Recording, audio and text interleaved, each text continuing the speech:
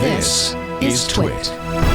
I'm curious what, because you've always had interesting interests besides making as much open source as you can and running tons of companies and working on all this. What are your interests outside of Automattic these days? What are you following? I'm just curious personally what you like to. We just had a really fun thing at Burning Man that I helped fund. It's called the Sonic Sphere. So there's this crazy guy I know. He has actually founded a company called Memrise. His name's Ed Cook. And he was reading an old book and came across the concept of what's called a Kugelauditorium, Kugel. And the idea is that it's a 360-degree sphere of sound. So there's speakers all around you.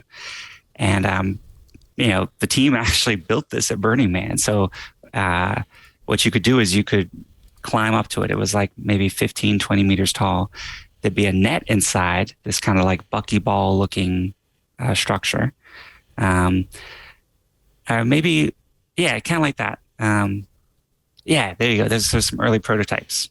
If you scroll down, maybe they'll have the Burning Man one.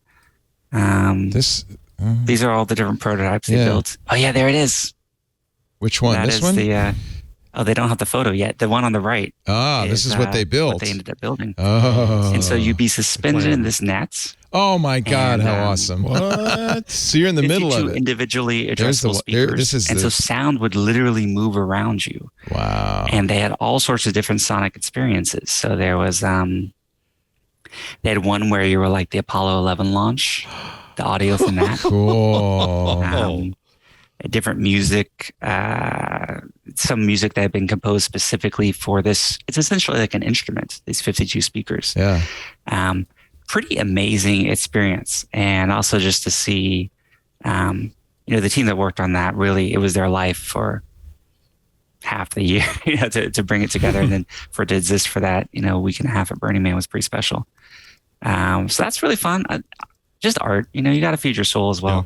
I just went to the Rothko Chapel earlier. If you're ever in Houston or passing through, highly, highly recommended.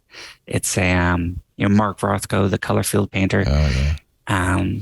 One of his last works was this purpose-built space, 17 Rothko paintings on the walls, open every single day of the year, 9 to 5, free admission. You just walk in, and it's kind of like a meditative space. It's just these paintings surround you, kind of like an octagon, and there's some benches and cushions in the middle. And nothing like it anywhere else in the world. There's been a place in San Francisco. I always think of it as an old hippie place called the Audium, which is sort of a similar idea. That's so good. Yeah. Yes, it's been. Audium, I think, still runs on tapes. Like, it's wouldn't be surprised. Really old school. It's from the 50s. I think they built it in 1967, but it's still there in San Francisco. You can still go. So I need to ask. I kind of want to hook up the Audium folks with the Sonic Sphere folks. Feels like it. Or, yeah. The musician who I would love to play this instrument is Jacob Collier. I don't know if y'all follow him at all. I think he's probably one of the greatest musicians alive right now. Just otherworldly, and he started as like a YouTube. Yeah, he does it on YouTube. Record every single track. Yeah. Check out his "Don't You Worry About a Thing" cover. Yeah. The Stevie Wonder cover. Yeah. If he doesn't take us down, I'll play a little bit of it. He's one of these guys on YouTube who, just overdubs until you get this amazing chorus environment where it's all him. Oh, yeah. Yeah, we were talking about this some time ago. Yeah, I love JP. Yeah. Wouldn't he be amazing on that sphere? Oh, right. He posts some videos that are, even if you're not a musician, just fascinating to watch. He did a recording of Moon River that has literally hundreds of individual tracks. Yeah. And he walks through showing how he built it and just screen sharing his kind of audio thing. And it's fun to see a creator, like someone in their element at the top of the game, one of the best in the world, sharing their passion. And so actually showing how the sausage gets made is pretty incredible. Yeah. I think I watched 2 hours of this, even though I'm never going to do what he does. I was just so fascinated.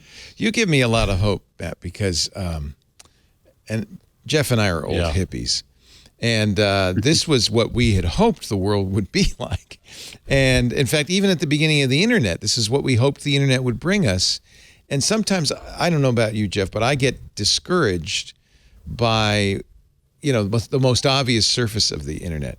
But it's great, thank you, Matt, for reminding me that amongst all that, there are plenty of people like Jacob Collier who are using these media to do amazing things. Maybe more than ever before, but there's just so much of it now. It's easy to be fooled. That's where all the hope is, Leo. It is. I'm saying it again, 150 years after movable type, after Gutenberg, to come up with the novel with Cervantes and the essay with Montaigne and the newspaper and the printed market for plays. There's so much that can be done. Once people, I think, Clay Shirky says that the tools don't become interesting until they become boring. People accept them, they know what they are, and then the question becomes not the tool, but what you do with it. Well, and that's what I see exciting about everything. And history and time have a way of separating the wheat from the chaff. There probably was just as much chaff. Oh, witchcraft. A lot of crap out there, but the stuff that survived is amazing. Is the Sistine Chapel, and so we're in the midst of all of it. And culture is what you remember.